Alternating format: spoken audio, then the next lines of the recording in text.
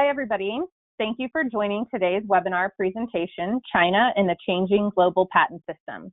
I'm Allie Morton, Product Marketing Manager at LexisNexis IP, and I would like to cover a few things before we get started. Today's webinar is a follow-up to one we held back in December. You can access that on-demand webinar by clicking the link in the presentation slides. During the webinar, please feel free to submit questions using the questions feature in the control panel. Also in the control panel, you can gain access to files pertaining to today's webinar in the handouts section. This is where you will find the slides for today's presentation. A follow-up email of the recording from today's presentation will be sent to you tomorrow. Now I'd like to introduce the presenters. With us today, we have Judge Randall Rader. Judge Rader served as a judge at the U.S. Court of Appeals for the Federal Circuit for 24 years and has over 40 years of combined experience in the federal judiciary and legislature. He has authored hundreds of appellate opinions on intellectual property issues, has presided over numerous IP trials, and has led or participated in over 60 U.S. delegations to foreign countries to discuss IP issues with international leaders and judges.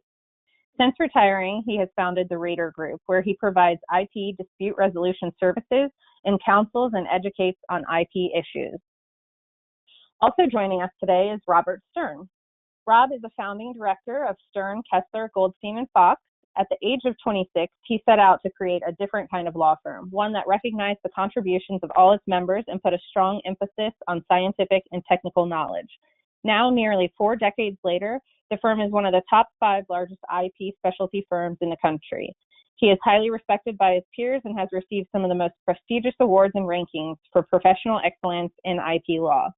The Legal 500 recognized Rob as a leading lawyer in the U.S. for re-examination and post-grant proceedings, a distinction awarded to only 10 other attorneys in the entire U.S. And last but certainly not least, we have Gene Quinn. Gene is the founder of IPWatchdog.com, a patent attorney, law professor, and leading commentator on patent law and innovation policy. Gene has been named one of the world's leading IP strategists by IAM Magazine. Thank you again, everyone, for attending today's presentation. And with that, I will turn it over to you, Gene. Great. Thank you very much, Allie. And thank you all for joining us and spending a portion of your day here today with us. Wherever you may be. I know many of you are probably at home and on lockdown or engaging in social distancing, and that's some topics that we're going to talk about here today, no doubt, as we go through this conversation on China and the changing global patent system.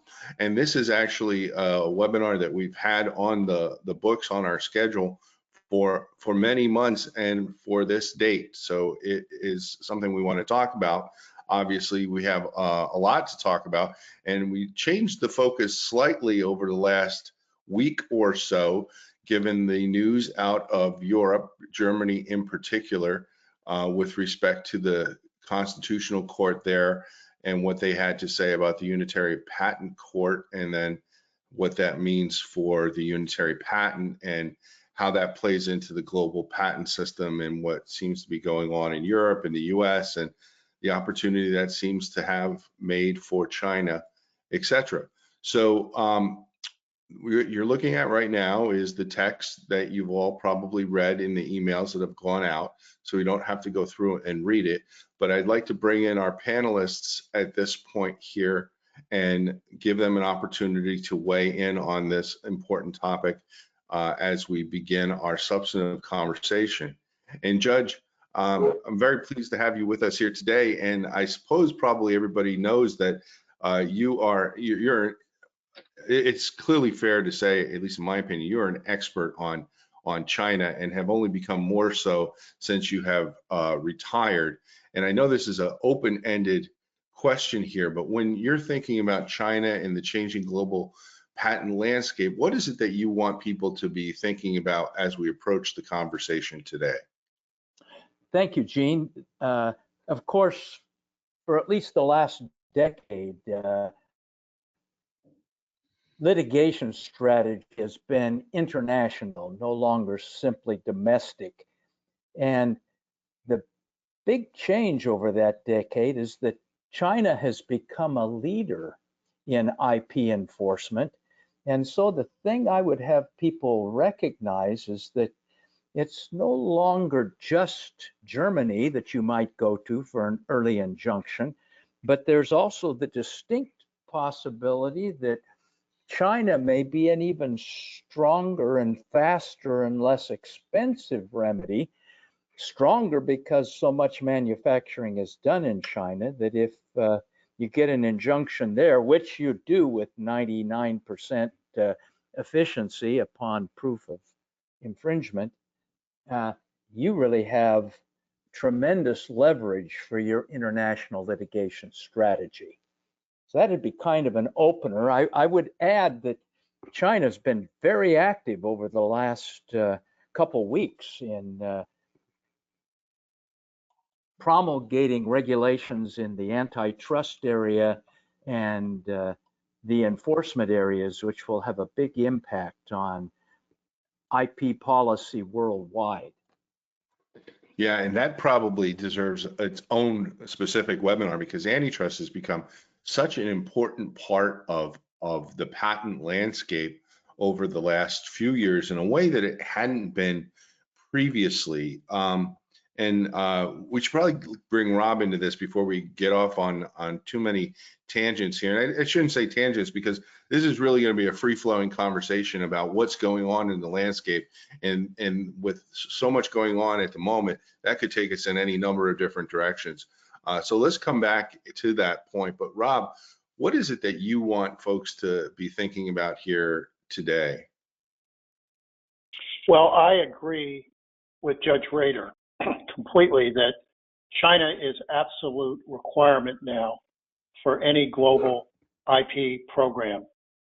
And if you're not studying China and trying to really appreciate what's going on, you're taking a great, great risk. One of the things that I don't think people fully appreciate, though, however, is the fact that not all of the decisions that are rendered in the court cases on the precedences that are made in the decisions are available. They're about 70% are published. So there is a certain level of opacity and, as some people call, selection bias that you need to be concerned about with in terms of assessing your likelihood of success as a litigant in China, particularly if you're outside China. And so one of the things that I have been trying to do by talking to many people is to understand the pluses and the minuses of where China is right now. Because one thing we can assume, they move extremely quickly in terms of changing their system, as Judge Rader said, to accommodate changes in the internal and global economy. And so what might have been true 2 or 3 years ago may not be true today.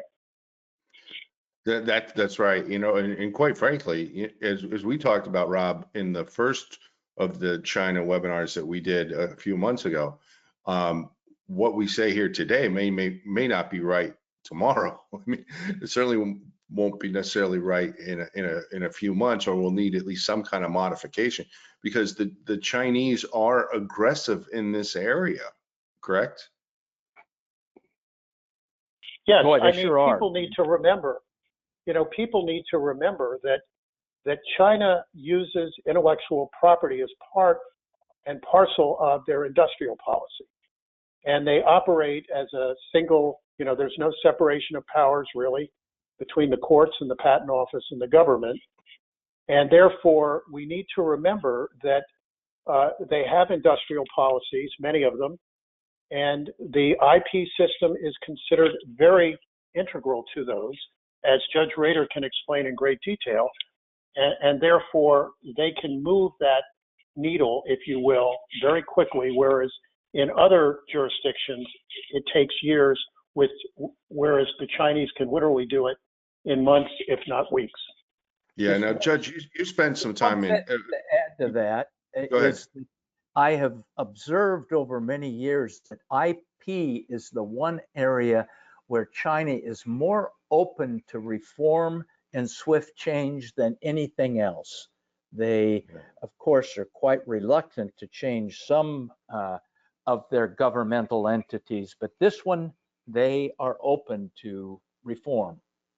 Can you get now? I know, Judge, you spent obviously an awful lot of time on the federal circuit, but before that, you were in the Senate as a lawyer and as an advisor, and you spent about a decade there, I think, right? So you've seen legislation made and how long it takes, and you've also been an advisor to directors of the patent office, either informally over the years, and around town, and an observer.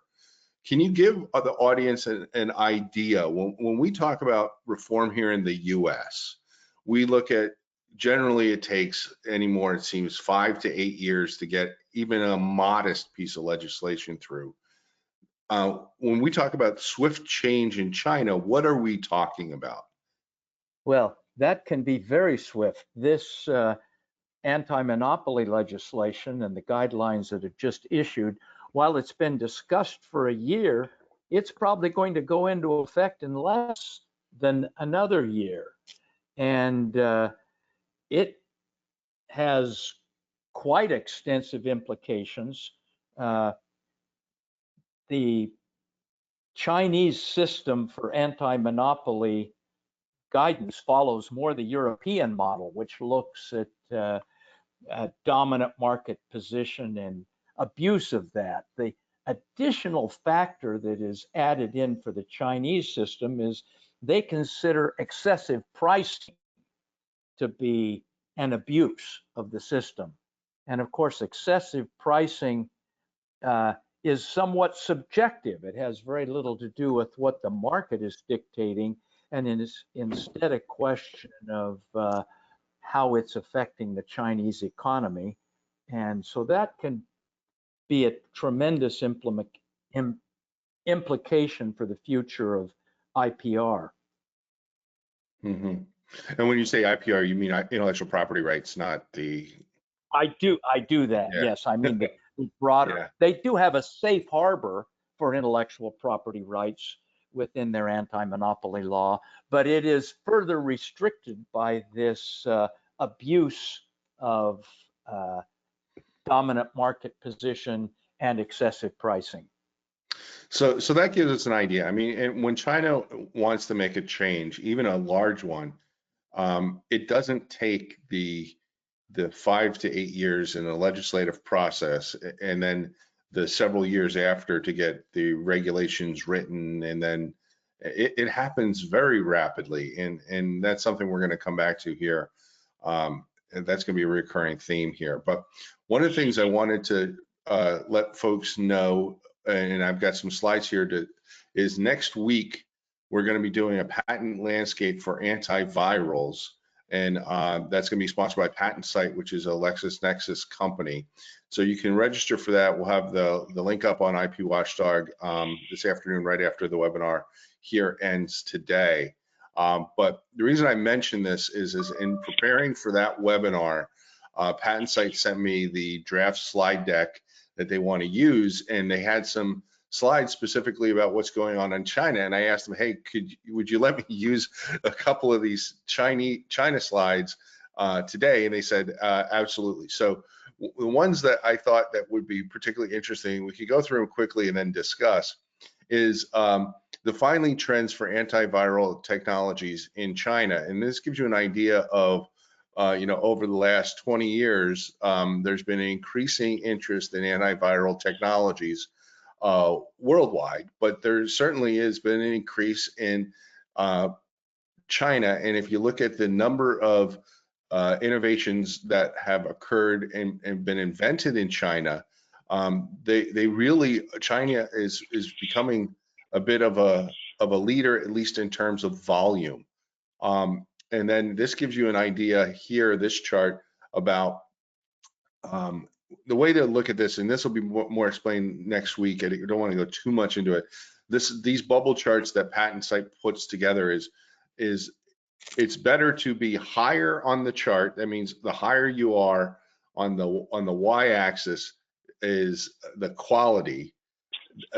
The further over on the X chart to the right is the larger your portfolio is, and then the size of the bubble itself gives you sort of an XY view at a glance. So the bigger the bubble, the better the quote unquote portfolio would be. And this is not portfolio. This slide based on country. So what you see here is China, the innovations China have, maybe based on the patent site view of the world, are not as high on the competitive impact scale, but they have an awful lot more so than any other country. And then you look here, these are the companies in China that are engaging in the research here. And you know, I'll stop here and I'll bring Judge you in first and Rob you as well. I mean, antiviral technology is going to be something that's going to be incredibly important moving forward, if not for any other reason than we are always trying to prevent what just happened. So once we get past this COVID-19 pandemic, there should be, I hope there is, an awful lot of effort around the world to make sure that this doesn't happen again to the greatest extent that we can. And antivirals are going to play a big part of that. Judge, thoughts? Yes, absolutely. And of course, the Chinese government has poured billions of dollars into this area. And President Xi is very personally active in IPR, in intellectual property policy. And he has requested that there be 35 leading Chinese independently developed blockbuster drugs within a year. Now, they haven't made that request of his, but it's hard to underestimate the amount of resources they're throwing into this. And even the generic companies, and China has over 5,000 generic companies, most of them quite small, but they are squeezed by their low prices into recognizing the only way they can survive is to innovate and get some improved technology, which they can then charge enough for to actually survive. So you have not just these leading entities that you see on the slide in front of you, but you have hundreds of small entities clamoring to be the next inventor in China. Yeah, and they're doing a pretty good job about it in terms of volume for sure. And you know, there's a lot of people that always say that the Chinese patents, particularly maybe to some extent Chinese innovations more broadly, they're not as high quality. But Rob, you know, if you were going to try and get people who a generation and a half ago didn't have a patent system to be taking this seriously, you want to start with volume, don't you? I mean, you want to get them to know that this patent system exists and innovating matters and innovation matters. It seems to me that the Chinese are going exactly along the right path. I mean, they've even bought old US models of patents to put in their libraries.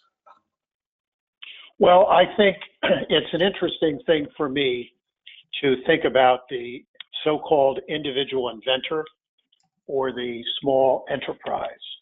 And what is fascinating about that in China is that 20 to 30% of the patent applications in China are filed by individuals and small entities.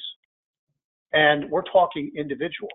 And the Chinese have set up their system with their utility models in particular, which of course are based on what Germany does with their utility models, to foster exactly what Chief Judge Rader is talking about, which is they want to encourage startups and they want to encourage investment from the bottom, not just with the biggest companies. And then, of course, I don't think many people realize that most of the active pharmaceutical ingredients, the so-called APIs that are used in major drugs, are manufactured in China. And China also has a very large number of the vaccines that are being manufactured in China. And then, of course, with these state plans that Judge Rader has pointed out, the industry really is incentivized, both through the patent system and in other ways, to tackle these very, very real world problems in a very fast way. And from my conversations with people, I know that a lot of Chinese R&D is going full force, whereas a lot of non-Chinese R&D right now is shut down because of the crisis. So there's a lot of things going on that we need to worry about and address.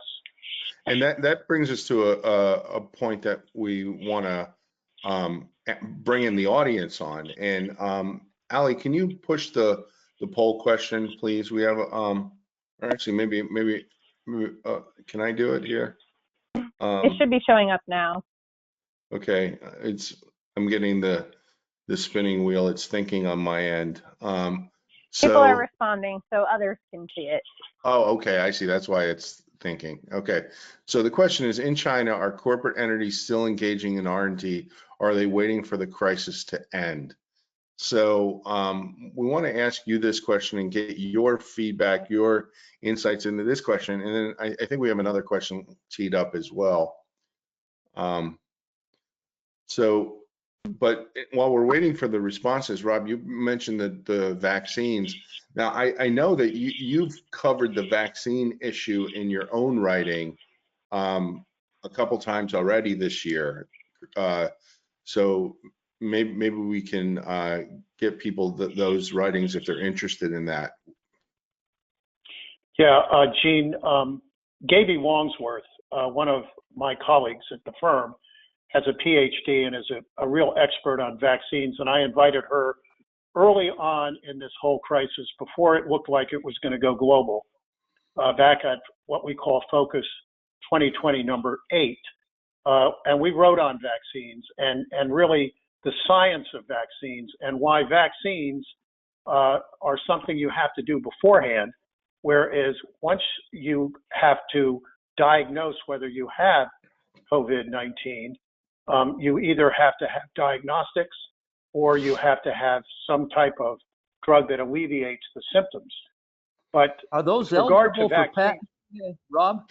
Well, see, that's what I was just going to ask you, Judge. Yeah, right. Exactly.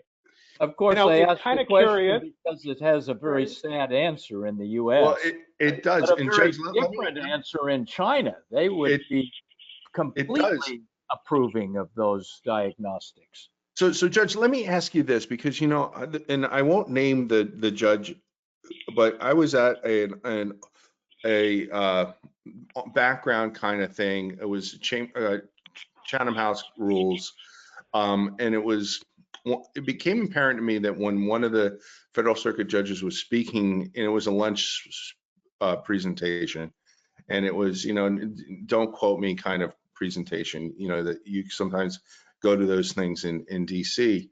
And it became clear to me that the judge was unfamiliar with the fact that there was a per se rule against the patenting of medical diagnostics. And that was about a year ago. Well, now it seems like everybody understands that there's a per se rule against it. But how does that happen? Because, you know, at that point, there hadn't been an example of medical diagnostics being patent eligible.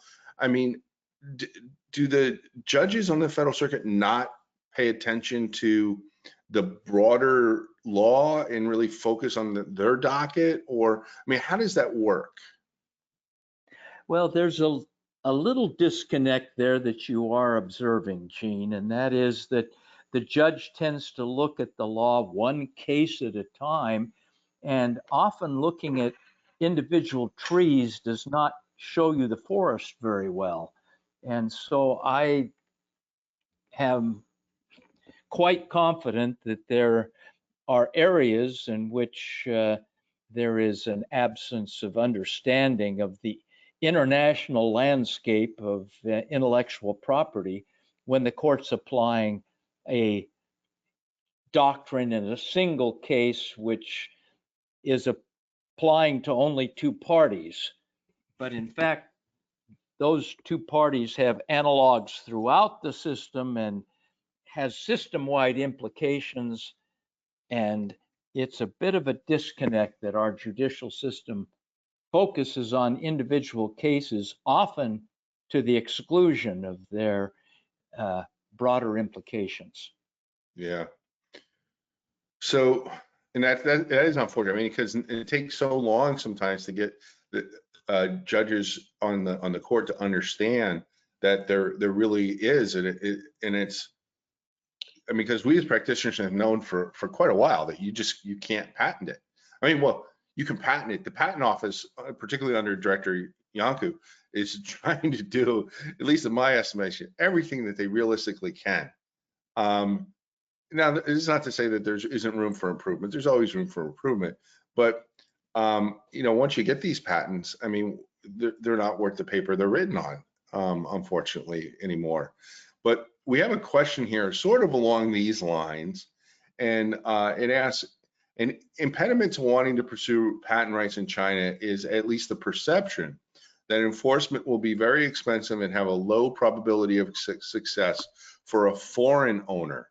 Can the panel comment on this? Now, Judge, you and I have talked about this a number of times. Can you give us the latest update on how are foreign patent owners faring in the Chinese system? Yeah, it's a wonderful question, Gene, and it's a complex question. I'll try and boil it down to a simple answer, and that is that if you do everything right, you can win in China today.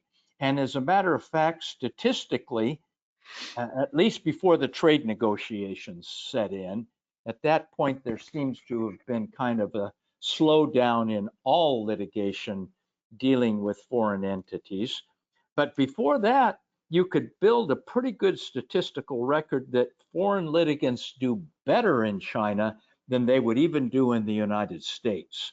So if you do it all right, you win there. And it doesn't take too much observation to see that a good many litigants are following that and having success in their global litigation strategy by using China's system as one of their enforcement options. Yeah. So we're showing the poll question here right now about whether companies are engaging in R&D or are they waiting for the crisis to end. So it seems like the poll here is suggesting that companies are still engaging in the R&D currently right now. And we have, I think, a second poll question along these lines as well. Can we, let's see, hide those results and then go to the second, and I'll launch this poll, which is a similar kind of poll question. And what we want to try and see is if the same is true outside China. Are corporations continuing to engage in research outside of China, or are they waiting for the crisis to end? And because it seems like, Rob, what was it that you were saying to us in the green room ahead of time? Well, I have been talking to a lot of people around the globe as part of not only representing clients, but also with the Focus newsletter, which, by the way, if you want to subscribe to, it's invitation only, but it's free and you can unsubscribe at any time. Just please send me an email. But in doing that, what I've found is that the Chinese are going forward full blast with their R&D and trying to meet the goals of the 5-year plan or whatever they're operating under, depending on the technology they're involved in. But companies and universities and others outside of China don't seem to really want to focus right now on R&D. They're just trying to survive, if you will, the crisis, because it's moved so quickly and it's so uncertain as to when it's going to be over and how, and whether it's going to recur again in the Northern Hemisphere next fall after it moves south this summer. So that's why I wanted to bring this up, Gene, as we talked about, because I think it's a big mistake for companies outside of China to slow down their R&D right now. I think that is not the thing to be doing. Yeah, no, I agree. And I guess we could close this poll. We get a number of comments here. People don't like the poll question because they say that it can't really be answered, but I think it certainly gives us the point is what we're trying to get at here is that is research going forward or not? And people here are saying that research is going forward. 56% of our respondents say outside China, research is going forward and not waiting for the end of the crisis. And that would be, a good thing if it's true. Hopefully it is true, because it seems as if folks, a lot of times, at least in my experience, the first thing that gets cut is research and development. And that is almost a universal truth. Death, taxes, and when you hit an economic bump in the road, we're going to cut research and development, as if when you're cutting research and development, you're going to find more. I mean, Yeah, it's just... The one thing I'd add here, Gene, is to remember that China has subsidies for patent filings. So yes, they're going to have ongoing efforts to capture those subsidies, tax subsidies, government grant benefits. Even my favorite subsidy is that if you go to jail, you get a shorter prison sentence if you file a patent while you're in prison. So they have subsidies throughout their system for innovation that we don't have. Right. And, and that strikes a lot of people as odd. But again, if you're trying to get people who didn't have a patent system a generation and a half ago to understand that they have a patent system and understand why it matters, you're going to do these types of things, I think. And it makes a lot of sense to me. And somebody, one of our folks online here say that, a lot of U.S. research institutions and universities are mostly shut down right now. So there can't be any research and development going on, even if we wanted it to be going on. So we'll see where that leads. But these are strange times. These are strange times, and strange times. I don't think anybody expected this. I mean, Judge, you mentioned this. You wanted to talk about this. You suggested we add this, the German Constitutional Court decision. I mean, this is one of those things that if you've been paying attention for what it seems like the last 4 or 5 years, the UPC, the Unitary Patent, the unification of patent system in Europe has been a done deal, on the verge of happening. Nothing can derail it.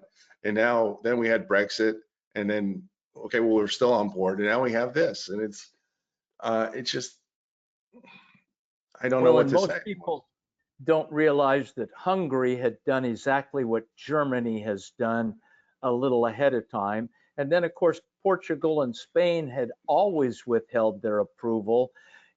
Italy has a conditional approval.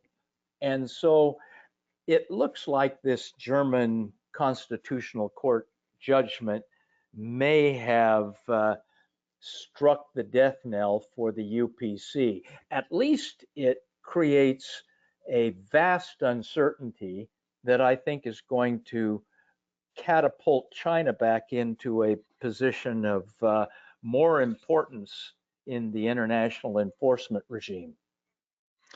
Yeah, and I mean, I guess I get it, and I don't get it all at the same time, Rob. I mean, these countries have their own laws that they have to apply, and it's a loose, very loose confederation, and it seems uncomfortable at times, the agreements between the countries in Europe, and there's an awful lot of nationalism, it seems to me, as an observer from the outside, when you're dealing with these types of things, and nobody wants to give up sovereignty. And I just don't know, I mean, how this moves forward now. Because I also understand, I think I read that the UK is not going to be involved in that. Yes. That was The a UK prerequisite. has withdrawn. The UK withdrew. And at some point, you know, if the European Union were a country, and I know how stupid that actually sounds, given everything that's going on right now, the market size would be almost 1.5 times the size of the United States. I mean, this is a significant market. And with all the corporate interest and everything, I just didn't think that this was going to get derailed. I don't know. Rob, you have thoughts? I didn't either. And I actually wrote that a couple weeks before this happened. I thought that Theresa May's indication before Boris Johnson took over was that they were going to try to figure a workaround. And essentially, it was the UK that people were really waiting on back in 2016. I mean, they had hired the judges, they had done the software, they had opened, they'd gotten the courthouses ready. I mean, everything was ready to go back in 2016, as we all know. And then we have all these various things that happened, including the challenge in Germany. So I thought it was going to happen. But what I think people need to realize is that national patents in, say, Germany or in the Netherlands or in France or in other major EU countries are going to become more important, in my experience, in talking to colleagues in these jurisdictions, because the courts there are going to be the ones that are going to enforce. And I think the German court system becomes even more important with this development, because as we all know, you have this almost automatic injunction in Germany. You have a fast system. But I will say that China has almost automatic injunctions in a lot of situations, from what we know, and they're even faster than the German system. We're talking 6 to 7 months, maybe 8 months for infringement, and 6 to 8 months for validity challenges at the CNIPA. So in a way, China is the fastest court system around right now, including faster than the US ITC or even the fastest district courts in the United States. So I'd be interested in what Chief Judge Rader has to say about the speed of the Chinese court system. Actually, before we go there, before we get too far away from this, I want to say that we're getting comments from some of our folks who are in Germany right now, and they're saying that this German decision could be overruled by a 2/3 vote of the legislature. And while that's going to be very, very difficult to achieve, they're still hopeful that that will be possible, and they're saying they're going to still work for that. But you know, it adds obviously in a very complicated additional layer to this. And I mean, because I mean, our own Congress, we couldn't get them to agree 2/3 on anything other than adjourning for a recess, you know. But what you're not getting from that German contributor is that Germany is the entity which most benefits from the failure of the Unified Patent Court. that is correct. And can you explain that? Yeah, they had 80% of the patent litigation happening in Germany before the UPC. UPC was seen as a way to diversify and have more of the litigation happening in France, England, and elsewhere. It's my guess that a good many of the German practitioners are quietly happy that this is happening, because it propels them back into the leading role as the central European enforcer, and again gives them that leadership role in the world enforcement strategy as well. Yeah, and they had already, with the unitary patent, decided that you could still get a German patent as well. So they were already hedging their bets, 1 foot in, 1 foot out. And the UPC was going to be much more expensive than the German system, which suggested that it may not have succeeded as a matter of economics. But to go back to Rob's point, all these uncertainties are not in existence in China. Again, you have to do everything right, and I'd be happy to talk about that at length sometime, but you can win there and faster with a potentially stronger remedy of an injunction on the major manufacturing site in the world. So it is a leading player now in the international litigation strategy. So, Judge, when you say you have to do everything right, and I know that that's, you know, an encyclopedia of information, but I suspect that you're largely talking about the same type of thing that every businessman and businesswoman would know to be true, which is when you're doing business in China, you really need to have somebody in China who knows what's going on the ground and can really advise you properly. And you just don't walk in expecting it to be like it is in your home country, correct? Absolutely correct. You need your good local litigator, just like we know you need to hire a local litigator when you go into ED Techs to help you out. You also need to know they have unique, for instance, a Chinese court must consent to every case which is filed before them. And they won't give that consent at the end of the year because it'll show up on their docket as an unresolved case. And so they're liable to dismiss a big case at the end of the year. They won't have time to finish it. And then, of course, you can file it again in the next year. But then you have to explain why it was dismissed the first time. And everybody knows, but it's still one of those procedures that you've got to learn and factor into your overall plan. Yeah, yeah, it's the little things that make so much of a difference. Absolutely. Yeah. All right. Well, I'm looking at the time. We got a lot of things still that we want to try and cover, and one of them, Judge, you wanted to mention the U.S.-China trade deal because this impacts intellectual property quite a bit. It was the phase one was signed back in January of this year at a big ceremony at the White House. What can you tell us all about this deal? Oh, it's an amazing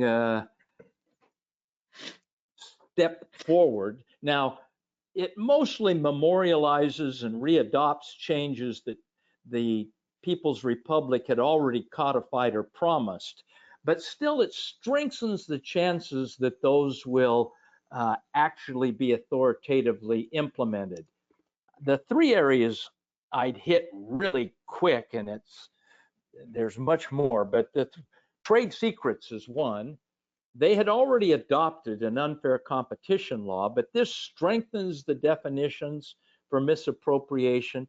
And there's one very curious provision that shifts the burden to the defendant where there's a reasonable basis for the trade secret allegation. This is as you know, trade secret cases are some of the most difficult. And yet, this shifting of the burden makes trade secret litigation perhaps more effective in China than even the US, because I'm not aware of any burden shifting provision in US law, even though the US under the treaty promises that it has an equivalent remedy for everything it's imposing on China. I'm not aware of our equivalent burden shifting in trade secret litigation. An even bigger change may be the pharma linkage. The only patent changes in the US-China trade deal were in the pharma area, and they have a form of Hatch-Waxman linkage. This is what I've been working on in China for the last 8 to 10 years. They did promise in 2017 that they would have linkage and regulatory data protection and term restoration, but it wasn't included in the 2018 revisions. And so now that's been reinvigorated, it's extended to biologics as well. And of course, there are questions about the language in the agreement. It doesn't include, for instance, an artificial infringement provision, which we understand is the key to getting jurisdiction in the courts and being able to enforce the linkage other than through just administrative promise. And the third area is trademarks, where they had already strengthened their trademark protections, but this gives even more impetus to the prohibitions on bad faith warehousing of marks or cyber squatting. And it also has a provision, interesting provision, which allows you to transfer cases to criminal authorities. Now, that's been there for years, and it's very problematic. But all of these things kind of, as a whole, show a overall effort to strengthen key areas of intellectual property performance in China. So we have a question about the trade secret provisions. Do you know when they go into effect? Yes, sure. And does it relate to older causes of action? The Unfair Trade Act itself went into effect last year, and so anything filed after 2018 is going to be under the basic provisions. The key burden shifting provision doesn't go into effect until the trade deal goes into effect, which was supposed to be March 15th. I'm guessing that that's going to suffer some delays due to coronavirus, but you may have the benefit of all of these trade secret improvements, except that burden shifting on older cases.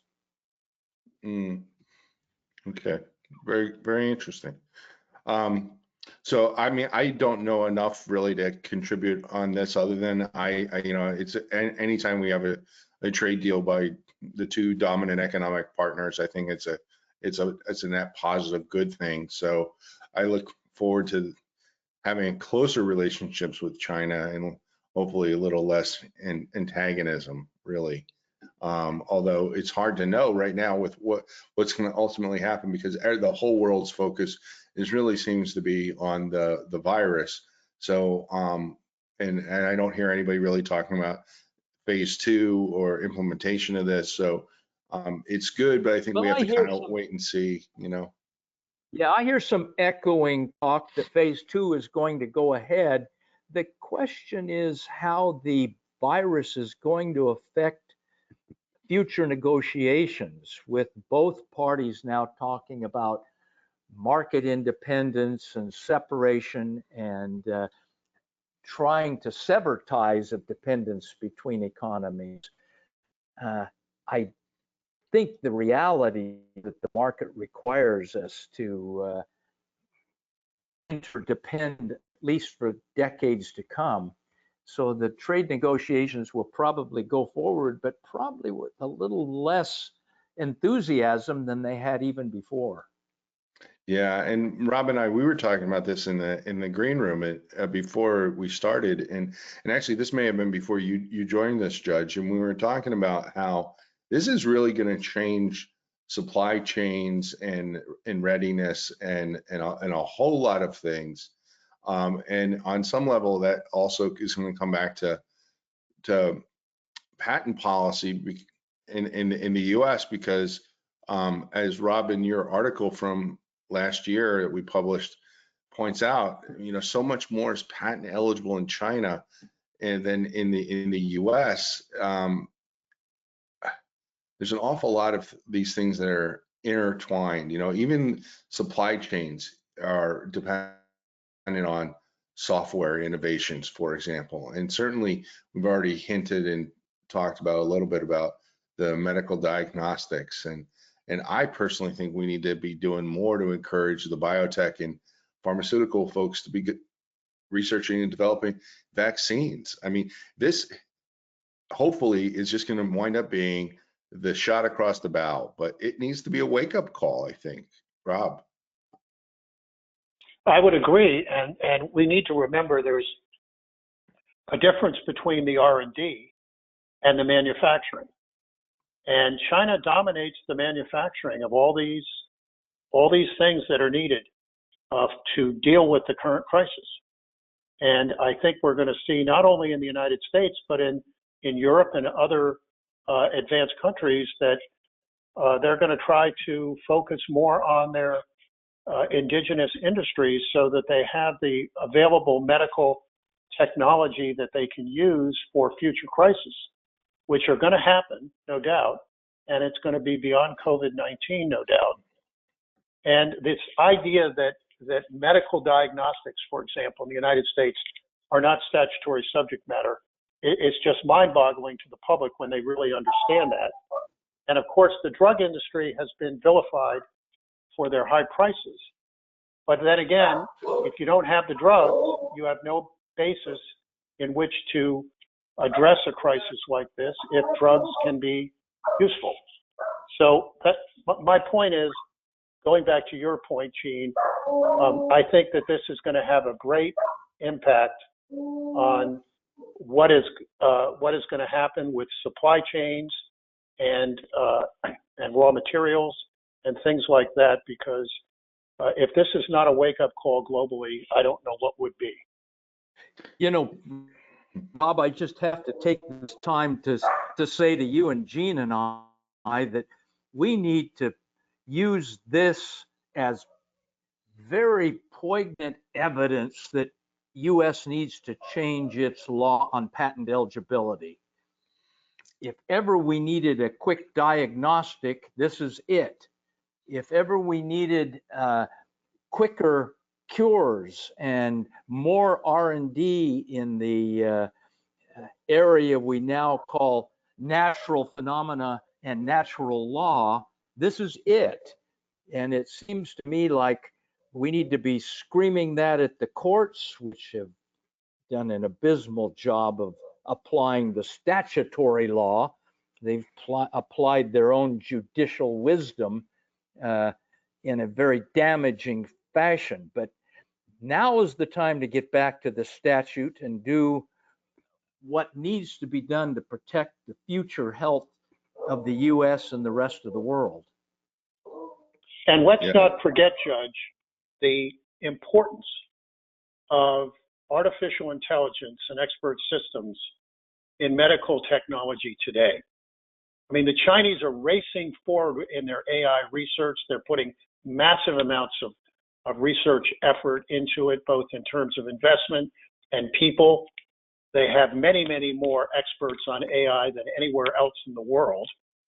And to have this abstract idea concept under 101 in the US, to me, is another really bad thing, because as we go forward, let's face it, these diagnostic tests, for example, the research and development tools that are going to be used to develop new vaccines, new antiviral drugs, new cures, whatever it is, from what I'm being told by my colleagues in the medical technology space, AI is playing a huge role, a bigger role, and the fact that the United States is less inclined to grant a statutory subject matter for this technology compared to China and Europe and Japan and South Korea is a little mind-boggling when the public really gets to understand that. Yeah, now, Judge, I wanted to ask you, there was a story, I think it was, I read it in Politico, and I think I also saw it in Wall Street Journal and maybe even in the New York Times, you know, and you start to see it in that many places, and it probably had some kind of truth to it. And it sounded true to me anyway, or should be true, is that the senators, who many of them are older to begin with, were particularly nervous about COVID-19, at least initially. Maybe they still are.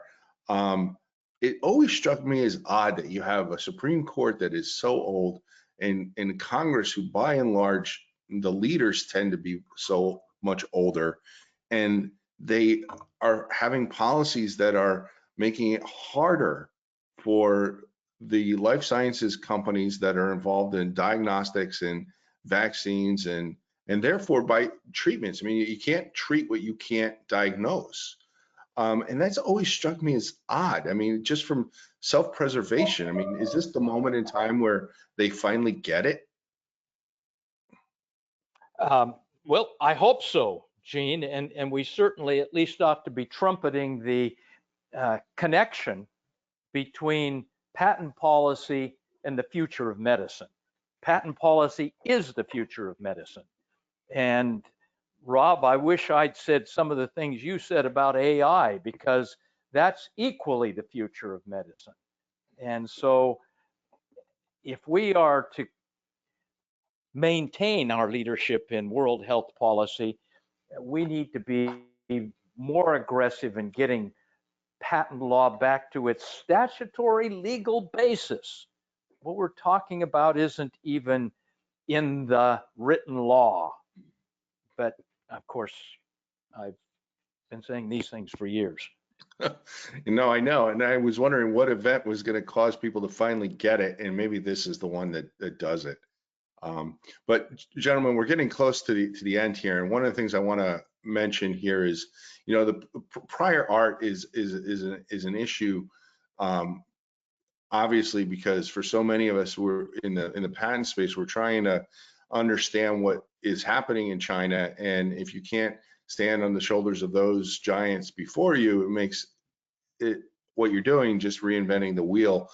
And you don't want to do that. You want to innovate. Innovate means moving forward and advancing. And China is got so many patents and they're developing so fast, but they're becoming this central repository. And there is a language barrier. It makes it somewhat difficult to access their patents or information, not just because it's overseas, but it's because even if you could get it, you wouldn't necessarily be able to read it and speak it and understand it, and machines have difficult translating, etc. So one of the things that our sponsor here today, LexisNexis, is doing with their Total Patent One is that they're going through and into the database, and they're translating a lot of these references, and you can use the Total Patent One patent prior art searching database to display documents, and they're constantly going and adding more documents and translating and so forth. And I'm not really doing any justice to what the extent of the Total Patent One project is, but if you need to access prior art from China or from other Asian countries, based on character languages, I would encourage you to please give Total Patent One a look. They'll give you a free trial, they'll give you a demo, and they can show you how to use it. And it's a really great tool. Now, Rob, I was talking about that prior art. That's from the article that you wrote. Do you want to say a word on the importance of prior art? Well, yeah, I think two things people need to know, and they probably already feel this way, but the statistics show that over 50% of the filings today worldwide are in China. And the second thing is utility model filings in China are enormous. And the utility model is a very important thing to know about, because you can obtain an injunction against export using a utility model. And one of the dangers of not trying to seek some protection for your technology if you're manufacturing in China is that a competitor manufacturer in China may obtain utility model protection and use this in a series of lawsuits to actually prevent you from exporting your goods that you have manufactured in China outside of China. And this has been told to me by some of the big experts in China as one of the big dangers. So I think we're going to see more people filing in China, and therefore you need to be able to get access to what's in the database. And I think that what LexisNexis is doing is critical, because everything is in Mandarin.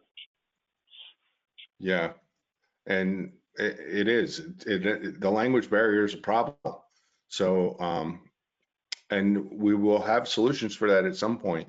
And Total Patent One and LexisNexis are working on that. So I would invite you all to look into that. But guys, what I'd like to ask you to do, we've hit the 1 hour, but I want to give each of you an opportunity to summarize your main points as we talk about China and the changing global patent system.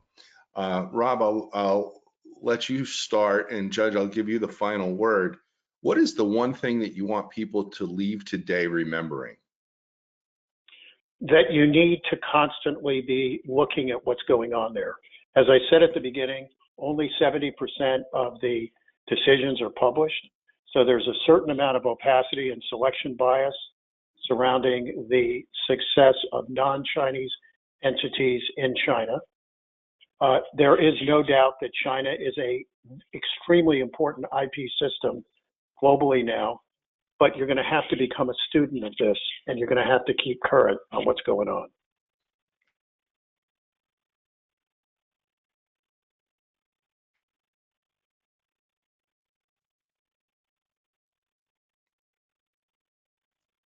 Judge, do we still have you with us? Yeah, I'm here, I think. Okay, yep, I hear you now. You want me to speak? Yeah. So what is the one thing that you'd like people to leave today remembering? Yes. I would say much of what Rob said in a slightly different focus, and that is, whether you realize it or not, you are competing with a very effective Chinese IP system. They have a effective enforcement, patent granting system, and they are very much geared towards becoming the world leader and displacing the United States and to an extent Europe as in that role. And so just competitive influences need you to recognize the importance of understanding things like this change in the anti-monopoly law in China, the changes in their eligibility laws, the new patent linkage system, the trade secret burden shifting. All of that is going to affect the way you do business. Yeah, and I agree with both of you for sure. And but I don't have any particularly new thoughts other than to thank our sponsor and to let you all know and remind you that this is part 2 really from a previous webinar that we did on how China will fundamentally change the global IP system. So if you found this webinar interesting, please check that one out. I'm sure we're going to be doing another one of these webinars here again in another few months as things on the ground in China continue to develop and continue to change. And we look forward to you joining us for them. And hopefully you can join us next week for the patent landscape for antivirals. So with that, I leave you for today and thank you for joining us. And gentlemen, thank you so much for being on the panel. Thanks, Gene. This was great. Thanks, Rob. Thank you. And thanks everybody for listening.